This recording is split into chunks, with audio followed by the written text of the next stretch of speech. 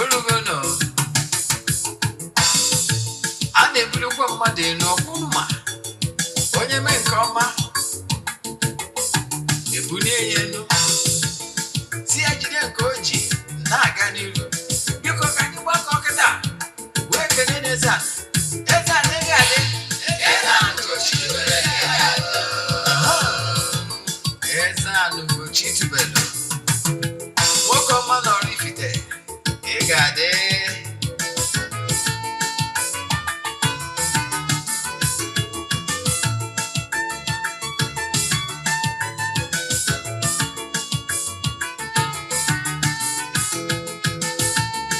Ọdịnala bụ eziokwu. Ọdịnala bụ ụzọ ndụ. Ị ma na o nwere olu na-eti mkpu na-asị ụmụ Igbo chigharịa, ụmụ Igbo chigharịa. Kwa mbọsị ọ na-eti. N'ụtụtụ n'abalị ọ nọ na nkụzi. Eze-Ana, Eze-Ana ugochitubelu, onye ọma na oraifite, onye mmasị ozi ọma ọdịnala gaba n'ihu. Eze-Ana ugochitubelu, onye ọma je eme ọnụ. Ọdịnala bụ ụzọ ndụ gaba n'ihu.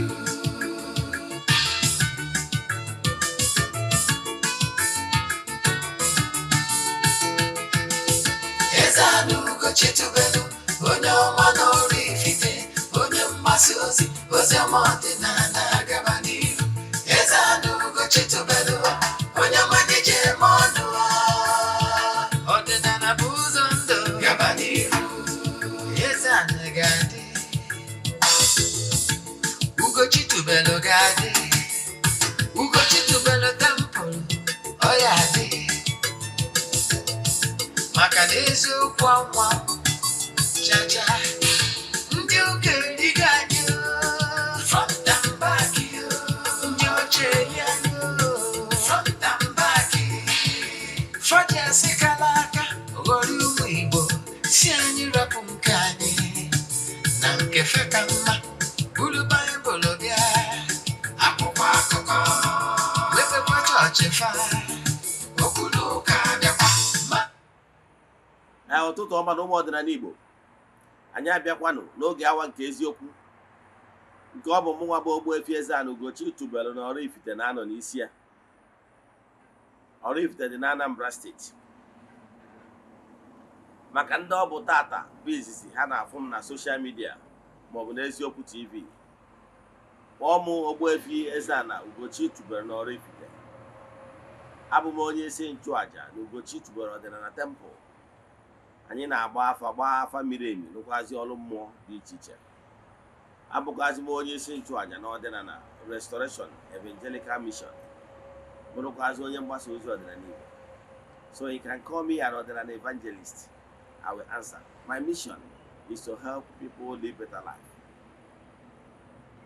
N'ụbọchị tata n'isiokwu anyị is the power in the spoken words. Power in the spoken words. Ike dị n'okwu ọnụ. Nkụzi anyị dị wee bịa taa bụ nkụzi ga-eribret gị. Echefuna na o nwere ebe ọ dị na Baịbụl sị emego ka unu dị ọcha site n'okwu nke unu nụrụ.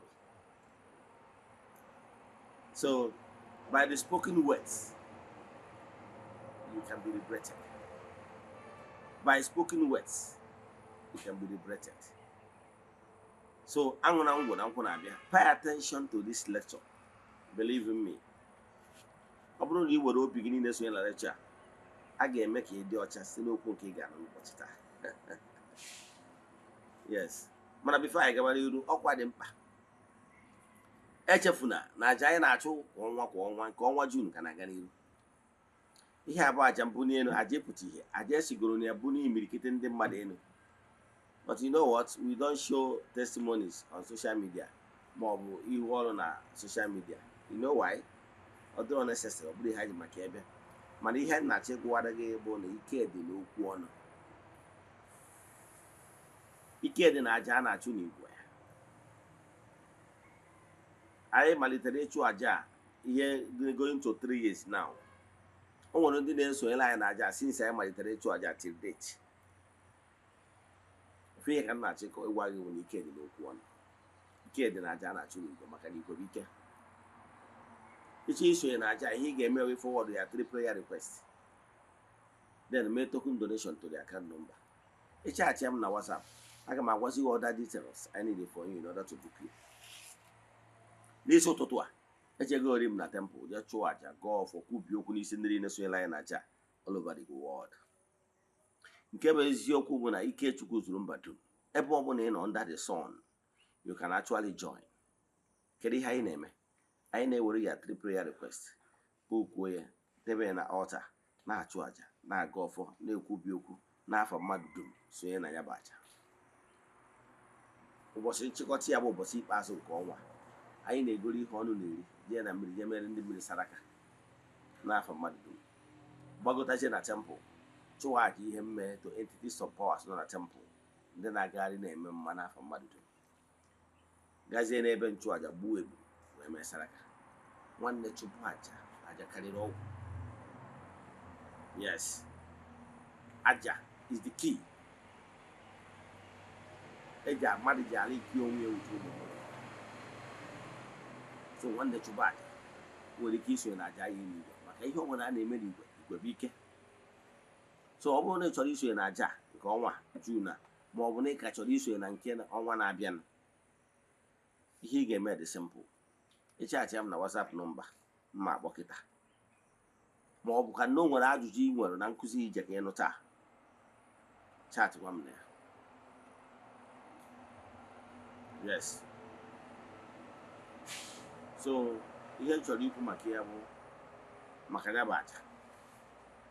Ọ bụrụ na anyị na-aga n'iru, enwere m ike ịchọta ebe anwa ebe ekwuru ya na Baịbụl, Jizọs kwuru ya.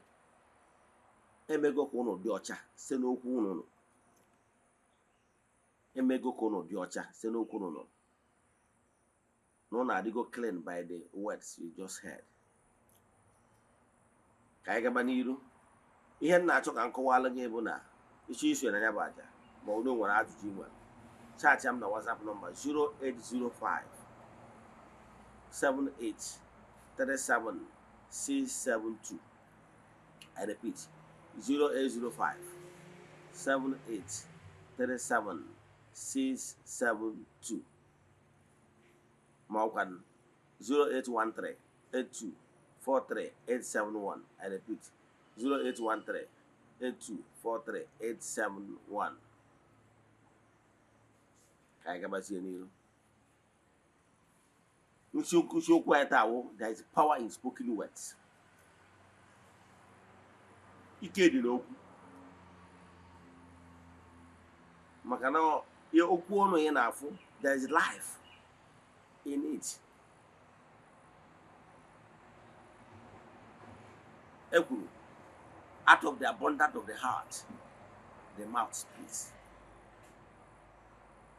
Ihe mmadụ na-ekwupụta n'ọnụ bụ ihe dị ya n'obi. Ndị mmadụ n'Igbo ji atụ ilu sị na okwu ekwuru ekwu wụ obi afụrụ anya. So everything ọbụla that can take on form in this gross material world must have been something unnatural.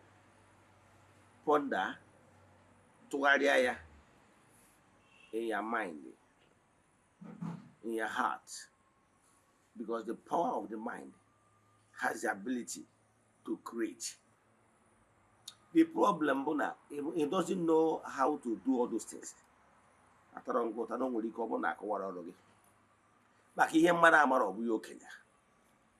What you don't know is only a mystery to you and not to all. Sometimes you don't understand that power exists. And for the fact that you don't understand that those power exist, you don't even know how to make use of it. That is why I will keep quoting it, Hosea 4:6. My people are suffering because of lack of vision and knowledge. You don't have the vision, you don't have the knowledge, nobody taught you. So you don't even know that those things exist. Sometimes, even if you come across those things, you will read it literally. because you don't understand. There is power of creation. There were so many ways they create here on earth. But today, we want to dwell on the power of spoken words. There were also ihe eto esi create. Onya wa bụ ito n'ime ofu. Trinity. Yes. Nwere ike na-anụ Trinity. Ụfọdụ a na-akọwara ya wrongly. But the real Trinity is these three things I want to tell you about, which comprises you, the physical you. So, one, the power of thought. Thought. Ihe chere n'obi. The spoken words. Second, the spoken words. Ihe kwu n'ọnụ. Thirdly, the deeds. Ihe mere eme. Onye akpatara na mgbe anyị na-eji ụka ọbịa. Ọ bụrụ ọsọ ụka ọbịa, mana ihe nji chọọ ka m were ụka ọbịa gbara gị atụ maka na ama m. Ka abịagoro n'ala Igbo, na greater percentage of Christians are Catholics. Ha nwere the greater number. So man, I like it, and I was born a Catholic, and I understand the Catholic theology perfectly. So manage when I cite example, because the majority have come across Catholic directly or indirectly. Ọ bụrụ na ị bịa na mmemme ha na-akpọ ajamas a na-achụba, before o soro okwu mbụ fada na-ekwu, the priest must say, after n'afa nna na nwa na mmụọ nsọ, I say amen. Some of the other things ọ ga-ekwu bụ ekwupụta ngwa Chineke ji ike niile. I confess before God Almighty. I say, ekwupụta ngwa Chineke ji ike niile. Na unu, ụmụnna m, emeghela m nke ukwuu. I have sinned. Site n'echiche, by thought. Yes, because we create by thought. Okay. We create by thought. Secondly, no spoken words. Then, and by no movement that deeds. Trinity. This is three things, the power in man. Now, what Genesis chapter 2 says, they create to dominate, to rule the world. That is the Ketchunya man. Now, that power to create is three, in this three form. Even if you want to interpret it in the sense of creating, in the sense of procreation, you must have thought of it. Then speak about it, maybe to your parents. Then you do the needful by deed. You just say no one, you know. Before you we go procreate here. What I want to tell you is that this trinity of power in man. Yes, I don't want to teach them as a topic, so that's why I decided to break them into three parts. Today, we want to deal on the spoken words.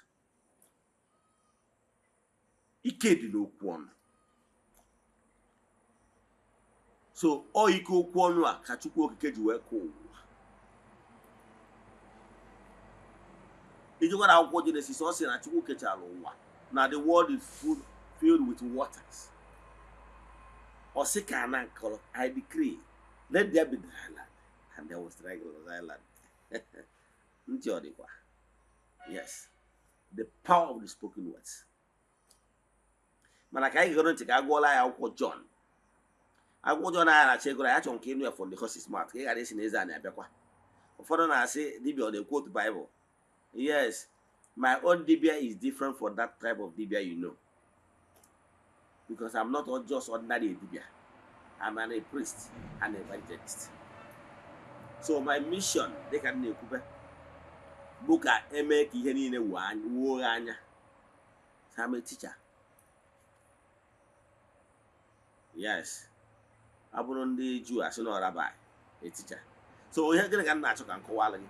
Ihe m na-achọ ka nkọwalụ gị bụ etu ị ga-esi wee ghọta Igbo spirituality oge anya. Mmadụ na ihe dị na Sokoto dị na Sokoto, maka na nkụ dị na mba na-ege na mba. Ọ gwọrọ nya ka o ji abụ na-akọwa nkọwa m. And ma site those areas gị nwa ma. Ihe nji asite those things bụ na ka site ya ka si n'ihe ịma wee kọwalụ gị ihe ịmarọ. Ọ bụrụ na nkwu otu bụ ihe ịmarọ, nwere uru ọbara. I'm a born teacher, so mma akọwalụ gị etu ọ ga-esi wee doo gị anya ọfụma. Ị na-ege ntị? Mma akọwalụ gị ya etu ọ ga-esi wee doo gị anya. Ọ bụrụ na m bịa kịta, I'm a traditionalist, bụrụ a member, yes, a strong member of African traditional religion, otherwise known as Oko Ọdịnala, Oko Ofonu, Godian religion. Yes, so our mission is actually to tell our people, can they mmadụ wee marry the truth, so that the bandage will fall. We Africans was blindfolded with lies. So in order to help you to understand it, I would like to teach you one by one. Ndị Igbo na-atụ ilu sị na a na-emetụ nwata awọ n'ikpo okwute, a na-emetụrụ ya aka maka na awọ, a na-egosi nwata awọ n'ikpo okwute, a na-emetụrụ ya aka maka na awọ n'okwute yi. So onye nwabata nji like cite some examples. I will not start today. I nwere ike ọtụtụ n'ime unu don't even know. There is in Igbo spirituality, in ordinary Igbo, in Godian religion, we have spiritual book, holy book, called Holy Incoming, or Deep Thought in English. So where you will learn all those things. And that book was written by our own ancestors. So in Maria, so there is no point if you don't go to Beregi, those books, 13 books of them. I will not start quoting it because in Maria. So that's why I want to use your own Bible to quote. So listen and listen attentively. Let's read from the book of John. Chapter 15, verse 3 says, "You are already clean because of the word I have spoken to you." Thank you. Ọ na-anụ gị, ọ bụrụ ntị m ka ntị ọnụ. Okwu a ịnụrụ kịta bụ n'okwu si n'ọnụ Jizọs anyị belivuru na ya. Ọ sị na-emego ka unu dị ọcha site n'okwu nke unu nụrụ. Ntị ọ dịkwa. So if na by the power of the spoken words, ihe ebube ga-ememe. Ndị atọrọ, ndị ekere agbụ ga-ebido nwere onwe ha. Spoken words is vibrator. Ile adị n'ahụ mmadụ so na one of the smallest parts in human body. But o nwere ike, it can make or mar you the way you use it. Your tongue can bring blessing to you. Your tongue can actually bring curse to you. Depends on how you apply it. They can see we're going to akwụkwọ Genesis. Genesis 1. Ka Chukwu okike kechara ihe niile o kere the gross material world. Ọ sị na ihe o kere dị mma. Na nke ọbụla unu okwu ọnụ. Ọ sị let there be this. Ọ sị let there be light. Maka na o kesialụ darkness everywhere. Ọ sị let there be light. Ka ihe dị ntị ọ dịkwa. O wee kesi ụwa. I wee sị na mmiri, the world is filled with waters. Ọ na ịmarọ ụnụ nwa bụ ndị mee sayensị. Ọ na ịmarọ na the land mass mmiri cover n'ụwa is so large. Go and google it. Yes. Ọ na-compete with ebe mmadụ bi, the land mass mmadụ bi. You got idea? Other mmiri, ichena mmiri is just ordinary, that's your village stream. Believe in me. Do you know? Do you know this if you don't know it? Do you know that Bayelsa State, let me use Bayelsa State as a case study. Do you know that 80% of Bayelsa State land is your waters? Do you know? You have no idea. Yes, but I know it today. The Yenogua, the capital of Bayelsa State, is just a small portion. But the greater percent of their land, 85% is on waters. I remember vividly, like 15 years ago, I traveled to Bayelsa State. You know where I went to? I went on to one of the creek. That is one of the community called Olobre and Nembe. Some of these areas, you know, from Yenogua, the capital of Bayelsa State. I traveled by speed boat for over 1 hour on top of this speed boat. People normally call it otherwise known as flying boat. You know why they call it flying boat? It flies, almost flying. These flying boats move with the speed like a car. Do you know that some of them carry 75 horsepower engine? And some of them will carry 2 at the back. 75 horsepower. Can you imagine? It flies like tomorrow no day. And trust these guys, these drivers, they will be doing acrobatic and sea on top of waters. They know how to maneuver their ways, just like this. So, if you're a newcomer and you are on top of this kind of waters, then sometimes fear will catch you if you're not strong. See, if we are talking about the Bayelsa Sea, this is offshore of an ocean. Yes, it's not that a river at their village. This is a sea, an offshore of sea.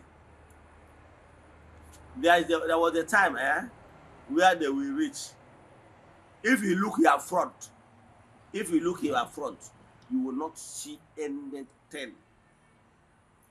Even trees you cannot see.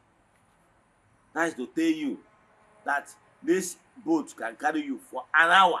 You do not see even at somebody's house. You got that? Look front, what you will be seeing in this blue sky. Believe in me. You look left, what you will see blue sky. You look right, what you will see blue sky. You look at the back where you are coming from, my brother, what you will see blue sky. See water everywhere. Well, I say, if you see that kind of thing, you understand what I'm talking about. So that is how the world is before God Almighty in His infinite mercy, because He wanted human being to have a place.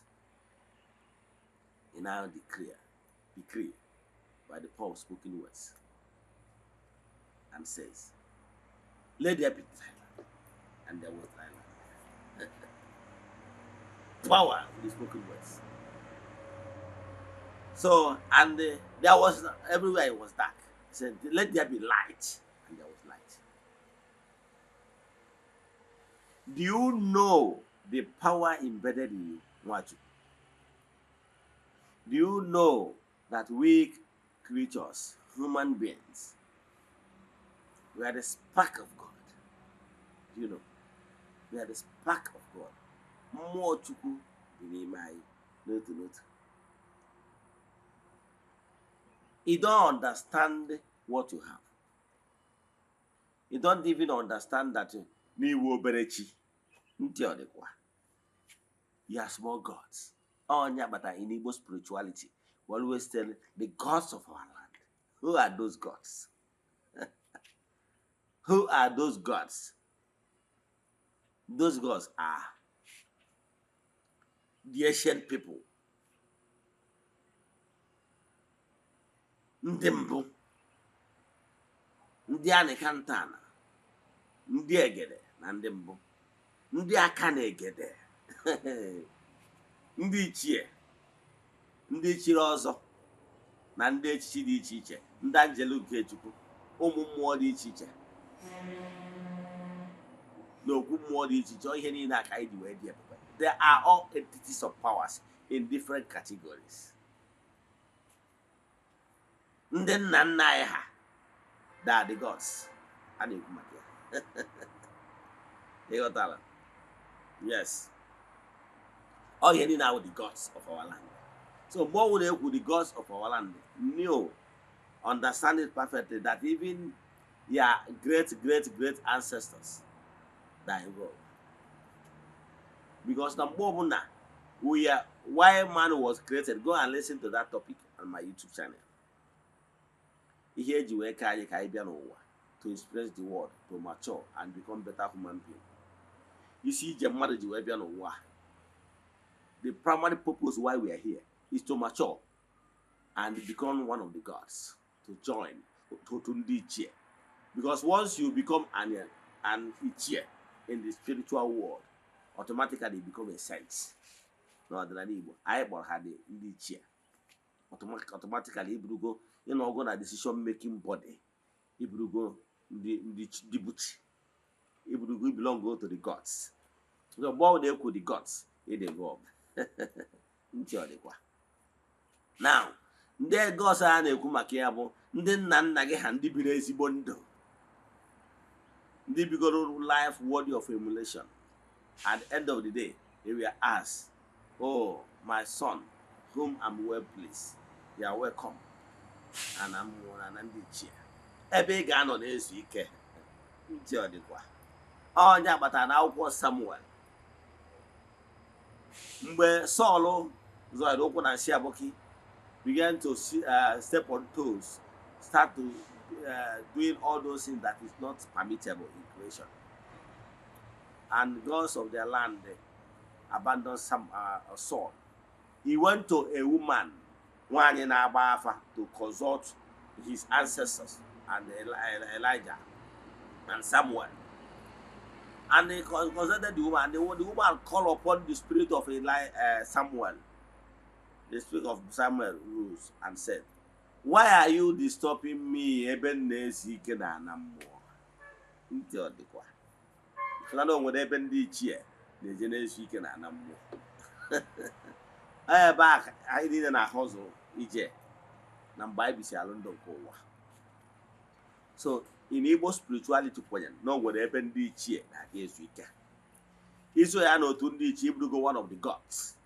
So mgbe ọ bụla ị nụrụ ka a na-ekwu gods of our land, where are you? We are calling upon our ancestors, our chiefs, to come and be of great help to us. Negative. So gods of our land simply means we are calling up all our forefathers, Ndibuchi, those our fathers and our forefathers that have lived life worthy of emulation, and now that they have perfected themselves, that today they are worthy ancestors, and we call them the gods of our land.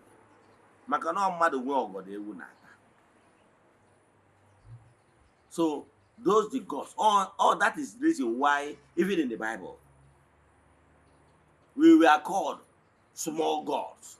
You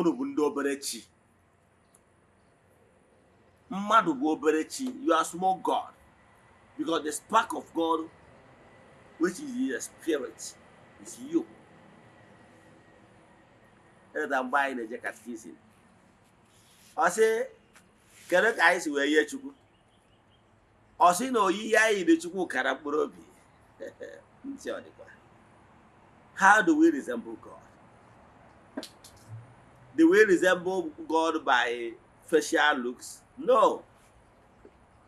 Because I can assure you there are some people there are some certain people that are ugly. Them.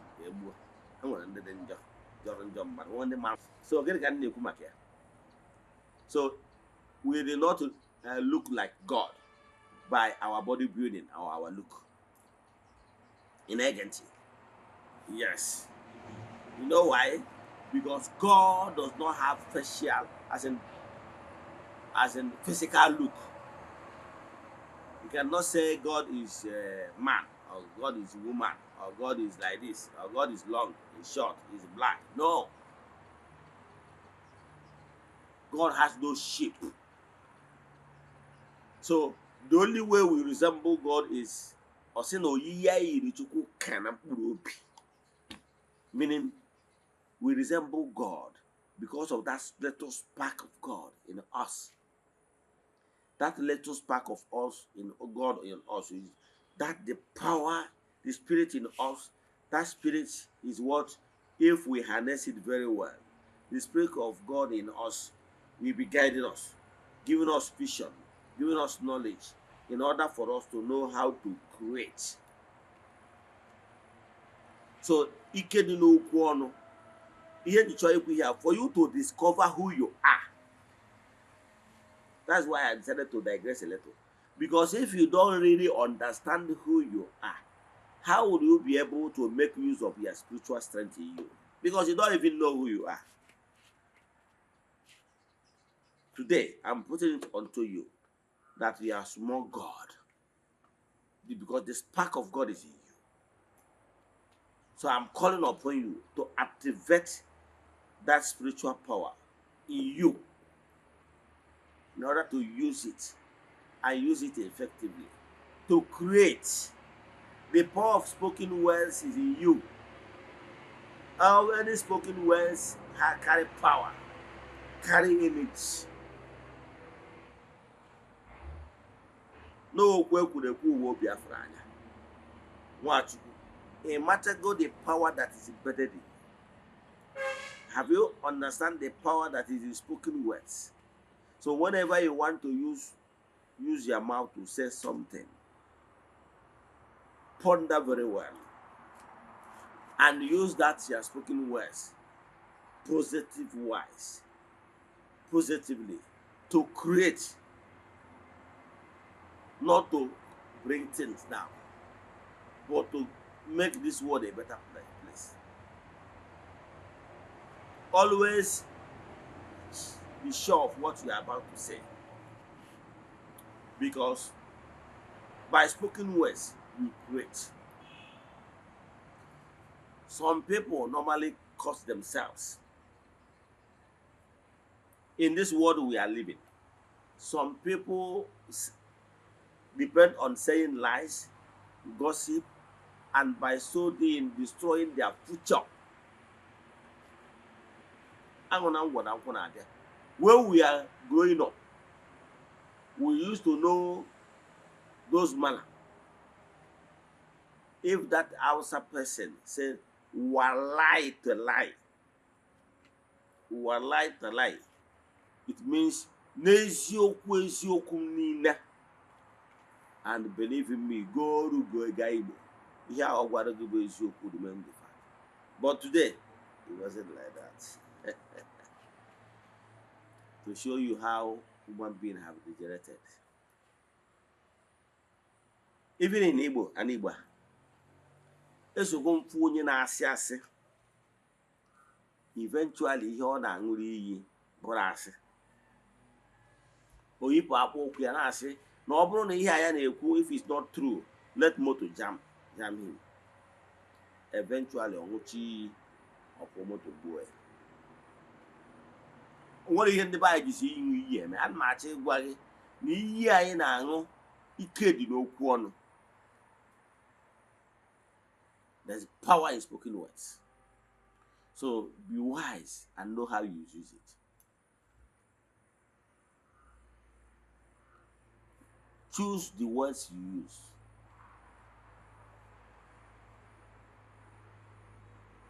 Because whatever you say,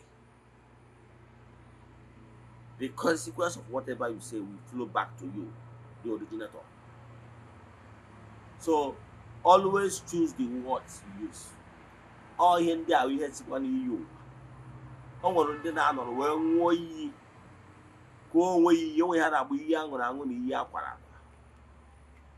Take an oath, negative oath of life.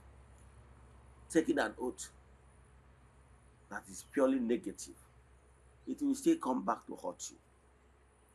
So choose the type of word you speak, whatever you want to speak. Ponder about it many times so that you will not make terrible mistakes that you will regret tomorrow. Because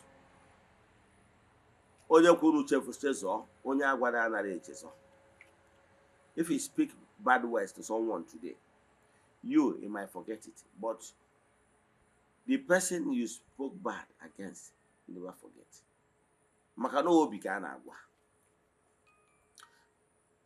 Be sure, whatever you want to say it, and be sure of what you're saying. Many have died because of the tongue. This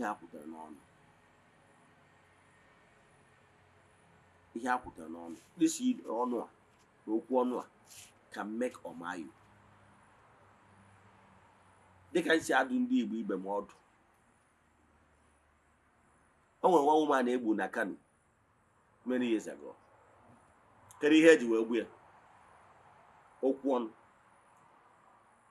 Okwon, Guinea Budia. Oh, pastor. Na can then. Whoever no one 9 than it is in Eze-Ana. Okay, better lu. However, in my hand, I did cattle. Haja badum haja station to purify themselves so that they will be worthy and clean to receive radiation from God Almighty. I want to mono. No, na n'ike Chukwu no so Chukwu dị. No n'ike Chukwu ka ngozi si n'isi abịa.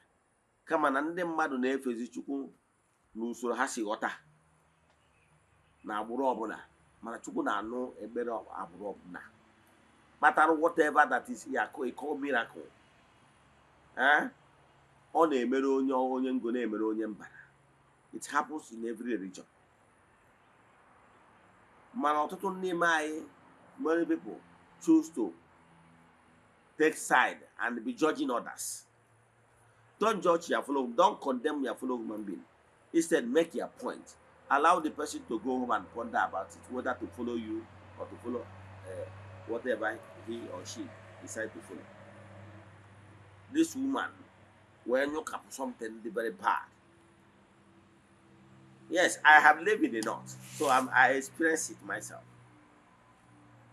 Once there is time for prayers, you will see them few minutes to the time. You will see them start coming, washing their body, the tongue and everything, washing their mouth, washing the leg, washing the hands and everything. Which is normal. Because what they are coming that time to do is to put on one hand to recharge, to receive power. So when they now come to do it, one Igbo woman, when you keep hearing one day, when no not it can say you have don't talk anyhow. Talk is cheap. Everybody can talk. But what you talk can land you into problem, can make or mar you. This woman will say, who does that? Why do you, especially at the soul you my Christian friends, I'm not because, but I this matter of judging is even in the Bible. Don't judge so that you will not judge. They judge a lot. They judge a lot. For them also, because the heart when they hear it, also na also to how wouldn't have Jesus. Who does that? You are judging others. And remember, you are not permitted in creation to judge. This woman, when you can be a seeker, they say lepu. We're sending the frequency. Or Marozi, now that particular one na Nuibo. Oh, what came out? I can tell you, the number of the northerners living in Igbo land is thousands, if you don't know. Go to Main Market. Go to around Sokoto Road, Kano Street. There are many. In fact, If you go to main market today, all the job people, the laborers are, even offloaders are for the north. So they have lived in our midst for a very long time. Some of them speak Igbo very fluently. Don't forget, do you know that even some of our brothers married their sisters? Do you know? There are some of these northerners, ladies, that got married to Igbo man. At least I have a friend of mine. He's from Osobro, but his wife is from Jos. They have born almost 4 children now. So that woman speaks Igbo like mad. Etu Ezeana is it to Nnewi? Go to Nnewi, those ebe na-eme offload cement. They are there. So ụfọdụ agbọrọ n'onwego ndị n'ime ha nọcha n'ala Igbo nọcha n'ala Igbo wee gbagozie ugwu ebe ọ nọ. N'ala Igbo, nwaanyị a wee kwuo datin, o wee gba ya kim na ntị. Ihe abịa na be mmadụ kịa, ka ya ogologo ka ya mkpụkpụ. Ọnya nwale ibiri na-emegido si mba n'ihe nwaanyị a kwuru ihe a na-akpọ blasphemy. You cannot kwuru ihe dị asọ and go scot-free. I'm not supporting etu esi wee gbuo jungle justice, no. But ihe m na-achọ ịkọwa bụ ka anyị mụta live and let live. Violent nwere ndị onye o favor. I nwere ike na-ekwu, I can tell you, I have the history of the church, Christianity. When Nero and his people they killed, if you don't know, they dominate. I remember during that time of Pope John Paul II, there was a time he apologized on behalf of Christian faith. The dark era, what they did to other non-Christians. There was a time they dominate, they conquer. Some of the emperors are Christians. They humiliated other religion. Don't you know? We know all the facts. All the facts is there. Can even go to Google and Google the dark era. So one of them were the monopoly of holiness. You know, as we speak now, they were a persecute na ordinana. Maki na habro Christian na Christian dominated their community. Do you know? So many hen okwu how you use your tongue. Stop judging others. It can land you to trouble. It can bring blessing to you. So you can see how this woman lost her life because of Ikokwu. He used the tongue long ugly. Man, that one. Called Keme Nakubua. I was in Abuja there. A woman, or the Koye redeemed. Yes. Of all the places he gave preach that Abracadabra. Jebe Imana Mokesi settlement in Adi. Nakubua with some area we all know. I want to be those areas. Manon was some areas of northern dominated areas. And even our northern dominated areas of settlement. One thing you will see there to show you that the Muslims dominated that place. Both their mosque. There were some areas where Christians dominated areas. Where you go there, you hardly see a mosque. What we see there is Onuka. This woman were happy. Ije ebende ndị kwenyere n'ihe okwenyere. Ka ha na ha je na-akọ abarakadabra. Wee jebe n'ebe ndị ugwu nọ. Ije ebe a je condemn ha. Who does that? Ije ebe a je kọwara ha sị ha n'ọsọ n'aha Jizọs ka a ga-eji nwee nzọpụta. Mgbe e furu onye na-enwere okwukwe okpukpere ọzọ na-asị ya nọ naanị n'aha onye nwa onye Juu. Ihe ọ pụtara bụ na ị na-condemn nke o kwenyere na ya. Why can't you stop this your judgment? Make your own case. Where ihe ifiluru okpere gị jika nke mma. But don't judge him or her. So the woman wee jee ebe ahụ bido judge ma ha na-agwa ha n'ọsọ na ọ bụrụ na ị kwere na aha onye nwa na nke ya ekpome. At the end of the day, atụ nwaanyị okwute tugbuo nwaanyị n'okwute. Adịma George, adịma support kwa jungle justice ma igbu mmadụ. Mana ihe na-achọ ịkọwara gị bụ na o nwere ụfọdụ ihe ị ga-ekwu jiri aka ugbuo onwe gị. nwaanyị anyị na-ekwu na anyị nwere ihe ọbụla ọ nwụrụ careless death because he talks carelessly. You na-ege ntị. That abrakadabra and the kabashiri o ji ekwu that place ọ bụrụ na o ji ekwuo na Christian area nke gbara nwe ihe eme mana ọ dị careless wee je kwuo in the wrong zone. Do you know o nwere so many things ọbara ka nje kwube maka mana ya na-achịkọwara gị bụ kwa ile gị nga. Know what you are using the power of your tongue to say. It can land you to problem. Then you can go another version of you use the power of the tongue wrongly. Do you know no well some parents see the power of the tongue when I curse their children? Also, young woman he marry now one gig married ya laying curse on their child. Yes. Oboro ga ekpo na mmadu iyi. Oboro ga ekpo na mmadu iyi. Oboro ga ekpo na mmadu iyi. Stop that. Yes. So, gbado ka isi ekwubi okwu. Malụ ka isi akpọ iyi. Ị mara ụfọdụ nwere ike jiri aka gị na-akpọ onwe gị iyi ma ọ jiri aka gị na-akpọ ụmụ gị iyi ịkwụsị ya. Makana whatever you give to creation will fall back to you. Instead, understand the fact and how to use the word of your mouth positively. Use it positively by ihe ndị Igbo na-akpọ iju okwu. By ikwubi okwu. It shall be well with me. It shall be well with my soul. It shall be well with my family. I'm blessed. I'm protected. I'm favored. I'm cured. That is what he expected of you. Great time. Oge iji ekwu okwu bara uru maka ndụ gị na ihe niile gbasara gị. Ọ dị very important. Ndị Igbo were ekwu o nwere oge ndị Igbo ji ajụ ogu.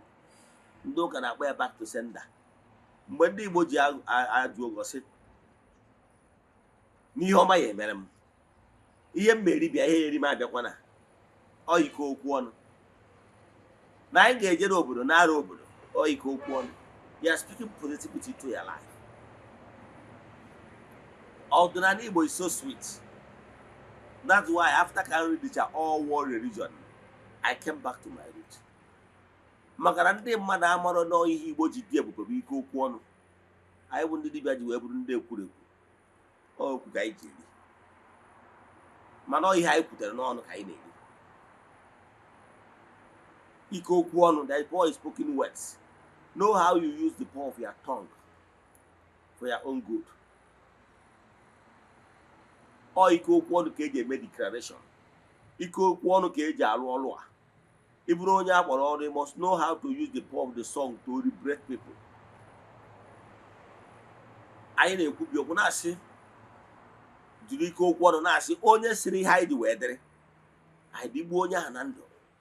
Onye siri ihe anyị ji wee nọrọ anyị nọgbuo onye ahụ na ndụ. Ya canceling negative thing and using that for your own advantage. Anyị na-ekwu okwu na-asị ụbọchị ihe na-agụ okporo ụzọ na ụkwụ ama apụ anyị ama na ọ pụgoro anyị ama na anyị ga-ejikwa ụkwụ anyị na-ama ka na ọkụkọ na-akpacha na ajọ ọfịa ma na-abụ onye nwe ya. Ọ proverb parable. You know what? We decree positivity upon our lives. Kwuo na akwụ achara m na onye si na akwụ m ama achara m pama ya aba na nke ya. Anyị na-ekwukwa na ejiri nwa adịbe eme mgbọrọ. Is positive words. Anyị na-ekwukwa sị na onye isi anyị na-awa aja ya were nke ya chụọ. Onye na-echere anyị aja eji ochecha ya were ya wee bụbachi onwe n'ahụ. Anyị wee na-ekwu na ilo na-asị na-egwu ana ọfọ na oge nwere mkpochi. Maka na ogwu maga na sị na ya ma eji maka na ọkụ na-agba agụ ghara ide eji ije nwa ọgaranya. Ihe niile abụ ihe anyị na-ekwubiri okwu. Mana ọ maka na ịmarọ maka na ogwu maga na sị na ụsaka ụsarị ogwu maga na ọjụ anụ. Ịghọtara ya? Ike okwu ọnụ anyị ji ike okwu ọnụ na-ekwubi okwu na-agba onwe na ike ọdịnala. O nwere mgbe ụchụ ga-anọchie n'ụzọ gị, ihe na-edere bụ akwa ọkụkọ Igbo, iji wee kwubi okwu site ihe ọbụla bụ ụchụ dị n'ụzọ gị, n'iji akwa wee na-ajụchapụ ncha niile, were rọbụcha ahụ, wee kwugharịa okwu 4 times, mee negative anti-clockwise ugboro 4 je pịawa ya n'ụzọ. Mgbe ụfọdụ anyị were urie na-ekwubi okwu na anyị ji ure agbụrụ onwe anyị ihe ọbụla bụ ihe ọbụla na-ana ndụ n'ebe anyị nọ, were epechasị onwe gị ruo isi ya 4 times afọ na ụbọchị na anọ tupu ya. Ike okwu ọnụ, ịmụrụ na gị na mmụọ na-ekwu okwu na ihe ị na-ekwu ka mmụọ na-anụ. Mmụọ abụrụ for Christmas.